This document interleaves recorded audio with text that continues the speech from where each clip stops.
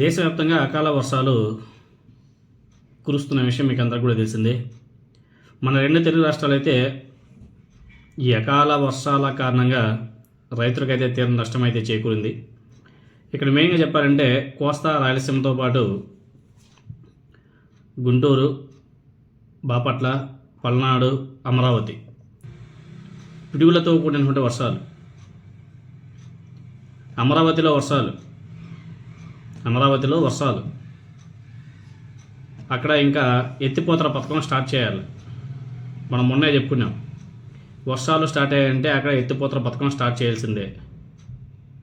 అంతేకాదు, మీరు గత 2 రోజుల నుంచి ఒక వీడియో సోషల్ మీడియాలో బీభత్సంగా వైరల్ అవుతుంది. అమరావతిలో ఉన్నటువంటి అమృత యూనివర్సిటీకి వెళ్ళే రోడ్డు గతి ఒకసారి మీరు అందరూ కూడా చూడండి ఎలా ఉందో. చూడండి, యూనివర్సిటీలో చదివే విద్యార్థులంతా కూడా బురదలో నడుచుకుంటూ పోతున్నారు.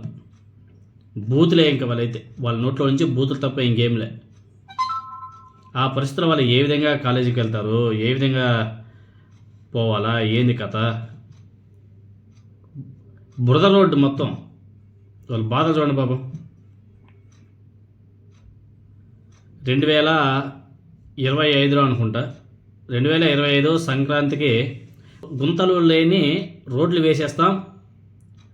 సంక్రాంతికి పండక్కి వెళ్ళిన వాళ్ళు ఎవరు కూడా రోడ్ల మీద పోస్ట్ చేయకూడదు, అలా ఉండాలి, రోడ్లు మెరిసిపోవాలా, గుంతలు లేని రోడ్లు కనిపించాలని చెప్పేసి నారా చంద్రబాబు నాయుడు గారు హుకుం జారీ చేశాడు. మీకు అందరూ కూడా గుర్తే ఉంటుంది. 2026 సంక్రాంతి కూడా అయిపోయింది, వచ్చింది పోయింది, కానీ రోడ్లు మాత్రం అలానే ఉన్నాయి.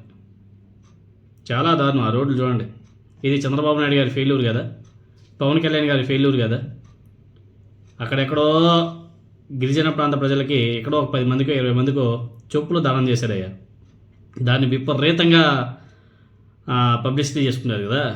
మరి ఈ రోడ్ల పరిస్థితి ఏంది?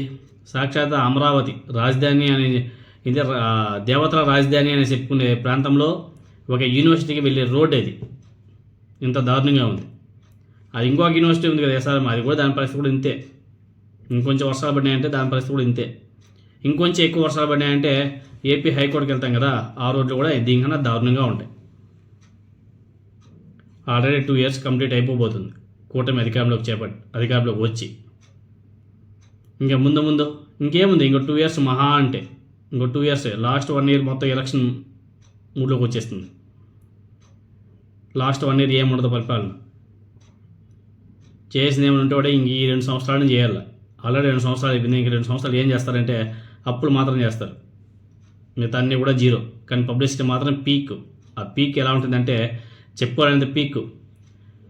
మన పచ్చ మీడియానే కాకుండా దేశవ్యాప్తంగా ఇంకా 1000 కోట్లు కుమ్మరించినా సరే పబ్లిసిటీ అయితే బీభత్సంగా చేయించుకుంటారు. ఇక్కడ చూడండి, మినిమం బేసిక్ రోడ్స్ అవిలే, మళ్ళీ ఏఐ సిటీ అంటారు, ఇంకేదేదో చెప్పేస్తుంటారు. అంతర్జాతీయ స్టేడియం కట్టేస్తామంటారు,